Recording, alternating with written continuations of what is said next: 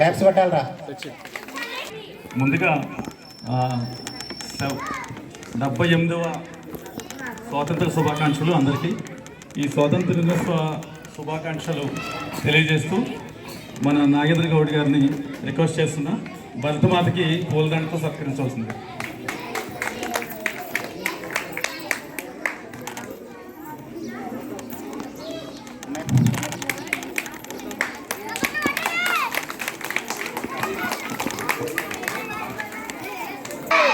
भारत माता की, भारत माता की, भारत माता की, वंदे वंदे वंदे वंदे, भारत माता की, भारत माता की.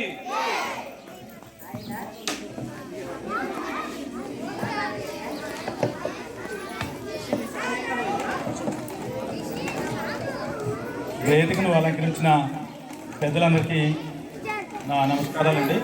ముఖ్యంగా శ్రీనివాస్ గారు నాకు ఆల్రెడీ పరిచయం ఉన్నారు. శ్రీనివాస్ గారికి నాగేంద్ర గౌడ్ గారు కూడా పరిచయం ఉన్నారు. మన ఉపాధ్యాయ మిత్రులు లక్ష్మణ్ గారికి, ముఖ్యంగా సుధాకర్ గౌడ్ గారికి, తర్వాత మన పాఠశాల టీచర్లకి, తర్వాత విద్యార్థులకి అందరికీ మరొకసారి 78వ స్వాతంత్ర దినోత్సవ శుభాకాంక్షలు తెలుపుతూ చాలా ఆనందంగా ఉందండి. ఈరోజు భారతదేశంలో ప్రతి గ్రామం కూడా ఈ విధంగా ముందుకొస్తే పేదరికం అనేది ఉండదు. విద్యార్థులకి చదువు లేదు అనే కొరత ఉండదండి. అక్షరాస్యత ఇప్పుడు ఆల్రెడీ మనం ఎంతో సాధించాం. స్వాతంత్రం వచ్చిన తర్వాత 100% అక్షరాస్యత దిశగా వెళ్తున్నాము. అయితే మన కార్పొరేట్ స్కూల్లో పిల్లల్ని చదివిస్తున్నాము చాలామంది. కానీ కార్పొరేట్ స్కూల్స్లో ఏదైతే ఫెసిలిటీస్ ఉన్నాయో అవే ఫెసిలిటీస్ని మన స్కూల్ కమిటీ ఈరోజు ఇక్కడ తేవడానికి ప్రయత్నిస్తారండి. ఇది చాలా సంతోషదాయకమైన విషయం. మరొకటి ఏంటంటే, సుధాకర్ గౌడ్ గారు నాకు పర్సనల్గా కాల్ చేసి చెప్పారు, ఆయన తన జీతంలో ప్రతి నెల 500 సేవ్ చేస్తూ, కొన్నాళ్ళు అలా సేవ్ చేస్తూ ఒక అమౌంట్ వచ్చిన తర్వాత గ్రామానికి ఏదో సేవ చేయాలి అనే ఉద్దేశంతో ఒక అమౌంట్ ఫండ్ పెట్టుకుని ఆ ఫండ్ తోటి ఈ స్కూల్ కమిటీ అని ప్రారంభించడం జరిగింది. అద్భుతమైన విషయం ఏంటంటే, ఈ స్కూల్ కమిటీకి విశేష స్పందన వస్తుందండి. మన భారతదేశంలో ఉన్న ప్రజలెవరికి కూడా చాలా హృదయం ఉన్న ప్రజలండి.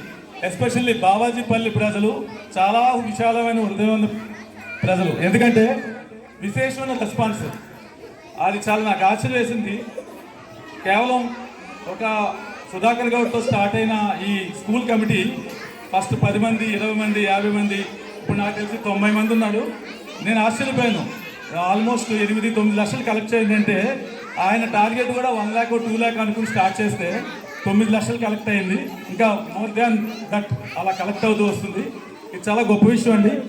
భారతదేశంలో ఉన్న ప్రతి పల్లె ఈ విధంగా, భారతదేశంలో ఉన్న ప్రతి పల్లెలోని ప్రజలు ముందుకు వచ్చి తమ స్కూల్ని అభివృద్ధి చేసుకుంటే కార్పొరేట్ స్కూల్స్ ఉండవండి. ఈరోజు ముఖ్యంగా విద్యార్థులు ప్లీజ్ సైలెన్స్ ప్లీజ్, 1 నిమిషం 10 నిమిషాలు వినండి. ఈరోజు భారతదేశంలో ఉన్నటువంటి ప్రతి స్కూల్లో, మన రాష్ట్రంలో ఉన్నటువంటి ప్రతి స్కూల్లో రకరకాల ప్రాబ్లమ్స్ ఉన్నాయండి. గవర్నమెంట్ కూడా ఎంతవరకు చేయగలదు. వాళ్ళు గవర్నమెంట్ పాపం వాళ్ళు సీట్లు కాపాడడానికి టైం ఉండట్లేదు.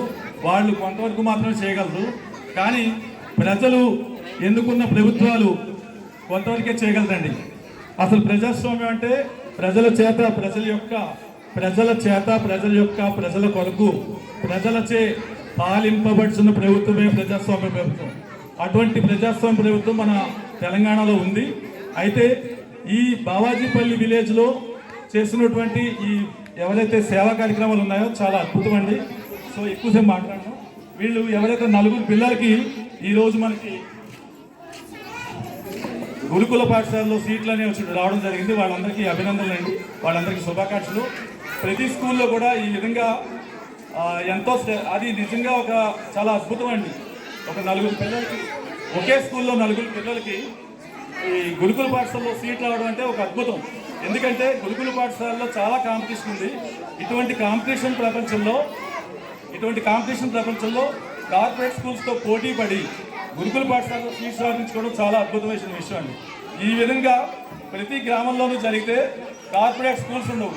ఇప్పుడు మీ అందరికీ తెలుసు, గ్రామస్తులకి రైతులకి ఎక్కువగా మనం ఖర్చు పెడుతున్నది ఎడ్యుకేషన్కి. ఇప్పుడు మా పక్కనున్న రైతులు కూడా తిమ్మాజిపేటలో చదివిస్తున్నారు. వాళ్ళ పిల్లలు ఒక్కొక్కరికి 50,000 లక్ష రూపాయలు ఫీజులతో చదివిస్తున్నారు. కానీ బావాజీపల్లిలో ఉన్న పిల్లలు నలుగురు గొప్ప విజయం సాధించారు. కాబట్టి రాబోయే కాలంలో బావాజీపల్లిలో ఎట్లయితే స్కూల్ అభివృద్ధి జరుగుతుందో మిగతా గ్రామాల్లో కూడా అభివృద్ధి జరిగితే ఈ కార్పొరేట్ స్కూల్ సంస్కృతి పోతుంది.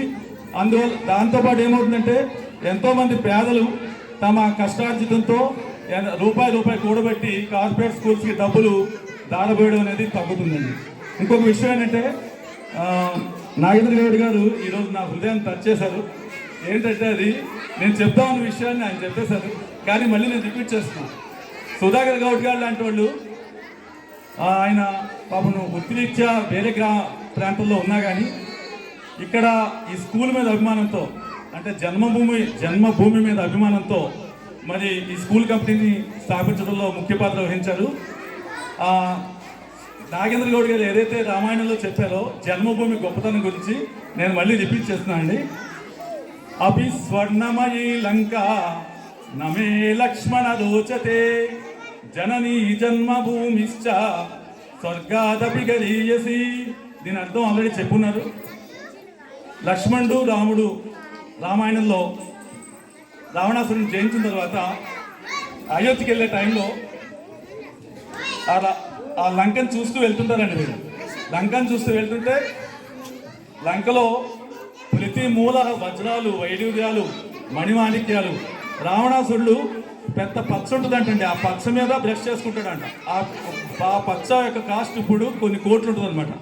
ఆ విధంగా లక్ష్మణుడు చూసి ఆశ్చర్యపోయి, అన్న మనకి ఇది బాగుంది, ఇక్కడే ఉండిపోదాం అంటే అప్పుడు రాముడు చెప్తాడంటే, లక్ష్మణ జన్మభూమి మించింది లేదు.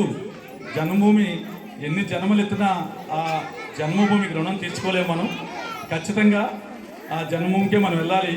జన్మభూమిని మనం మించింది లేదు అని చెప్తూ అపి స్వర్ణమయీ లంక నమే లక్ష్మణ రోచతే జననీ జన్మభూమిశ్చ స్వర్గాదపి గరీయసి అంటూ రాముడు లక్ష్మణుడు చెప్పి జన్మభూమి యొక్క గొప్పతనాన్ని చెప్తారు. ఇంకా తర్వాత ఈ భారతీయ శ్రేష్ఠ సమాజ్ గురించి చెప్పాలంటే, నేను మన బర్కత్పుర పిఎఫ్ ఆఫీస్లో, ప్రావిడెంట్ ఫండ్ ఆఫీసులో ఎన్ఫోర్స్మెంట్ ఆఫీసర్గా పనిచేస్తున్నా అండి. తర్వాత ఈ గ్రామానికి రావడం జరిగింది. ఈ గ్రామంలో ఉన్న పిల్లల్ని చూసి మొదటి రోజు నేను ఆశ్చర్యపోయానండి. మినిమం ఈ భగవద్గీత అంటే పేరు కూడా తెలీదు. నేను మన శ్రేష్ఠ టీవీ నేను రన్ చేస్తున్నానండి, మీరందరూ చూడొచ్చు. అందులో మొదటి 3 నిమిషాలు వీడియో పెట్టాను. ఆ 3 నిమిషాల వీడియోలో ఫస్ట్ నేను ఇక్కడ వచ్చి పిల్లల్ని అడిగాను, మహమ్మడియన్స్ వచ్చి అడిగాను నేను వాళ్ళని, మీ పవిత్ర గ్రంథం ఏంటంటే ఖురాన్ అని చాలా చక్కగా చెప్తున్నారు. అట్లాగే క్రిస్టియన్స్ కూడా బైబిల్ అని చాలా చక్కగా చెప్పారు. అట్లనే హిందువులను అడిగితే ఎవరు కూడా ఏం చెప్పలేదండి ఆన్సర్. ఒక అబ్బాయి మతికి రామాయణ్ అన్నాడు అంతే. మిగతా వాళ్ళు ఎవరు కూడా మహాభారతం అని కానీ, రామాయణం అని కానీ, శ్రీమద్ భగవద్గీత అని ఎవరు చెప్పలేదండి. నాకు నిజంగా ఆశ్చర్యం వేసింది. అసలు తప్పేవరిది అంటే పిల్లలది అయితే ఖచ్చితంగా కాదండి, పేరెంట్స్ కూడా కాదు. ఎవరైతే మాలాంటి వాళ్ళు ఉన్నారో మాదే తప్పు. ఎందుకంటే ఈ భగవద్గీత ప్రాధాన్యతను మనం వివరించలేకపోతున్నాము, మనదే తప్పు జరిగింది. ఆ తప్పును సరిదిద్దుకునే భాగంలోనే ఈరోజు ఈ 85 మంది పిల్లలకి భగవద్గీత ఇవ్వడం జరుగుతుంది. ఆల్మోస్ట్ 120 భగవద్గీత తీసుకొచ్చారండి, అందరికీ పంచిపెడతాను. ఇప్పుడు దయచేసి అందరూ ఒక్కొక్కళ్ళు వచ్చి తీసుకొస్తుందిగా కోరుచున్నాను. టైం లేకపోతే స్కూల్ కమిటీకి ఇస్తాము, స్కూల్ కమిటీ వారు డిస్ట్రిబ్యూట్ చేస్తుంది కోరుచున్నాం. ఓకే,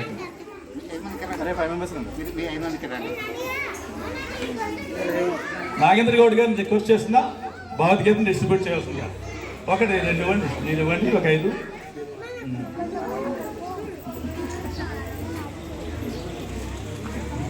పేరు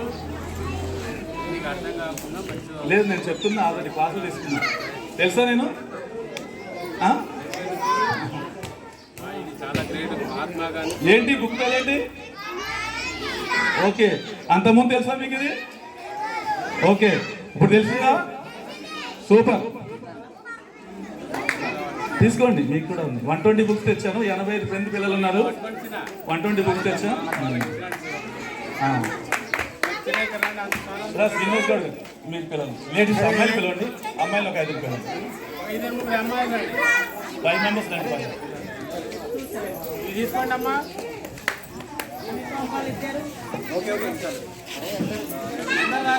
అదే వచ్చి తీసేసుకోండి.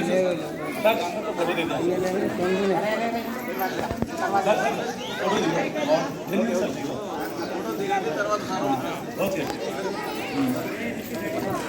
Thank you sir. తీసుకున్న వాళ్ళు కూర్చోండి,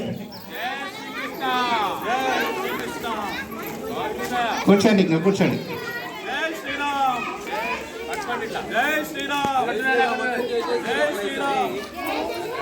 అందరినీ తిరగమని చెప్పండి. జై శ్రీరామ్, జై శ్రీరామ్, జై శ్రీరామ్, జై శ్రీరామ్.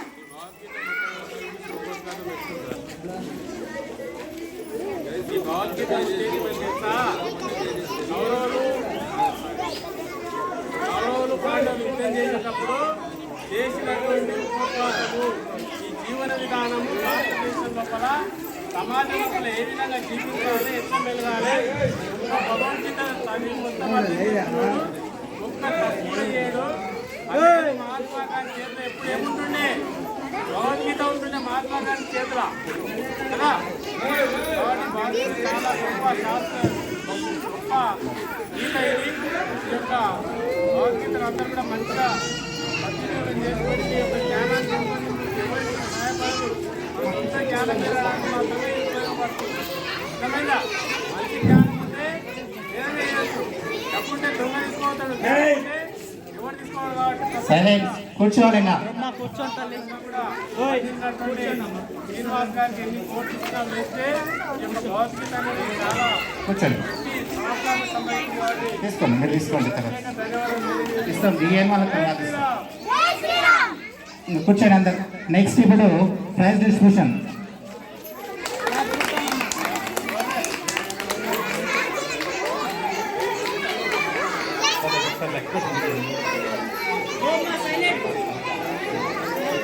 సార్, స్కూల్ కమిటీకి భారతీయ శ్రేష్ఠ సమాజ్ తరఫున 10,000 డొనేషన్ ఇస్తున్నాను.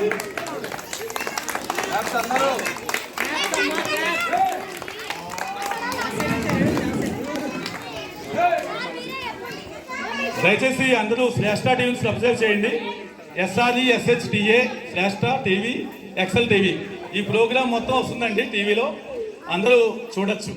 ఓకే అండి, థ్యాంక్ యూ అండి. Okay okay. అయితే మరి మన పాఠశాల కమిటీ కోసం, పాఠశాల విద్యార్థుల కోసం ఈ భగవద్గీత పుస్తకాలు ఇవ్వడంతో సరిపెట్టకుండా నేను కూడా మీ కమిటీకి నా వంతు సహకారం చేస్తానంటూ 10,000 రూపాయలు క్యాష్ నగదు ఇవ్వడం జరిగింది. ఒకసారి శ్రీనివాస్ సార్ గారికి చెప్పట్లతో థ్యాంక్ యూ చెప్దాం, ధన్యవాదాలు చెప్దాం. Thank you sir.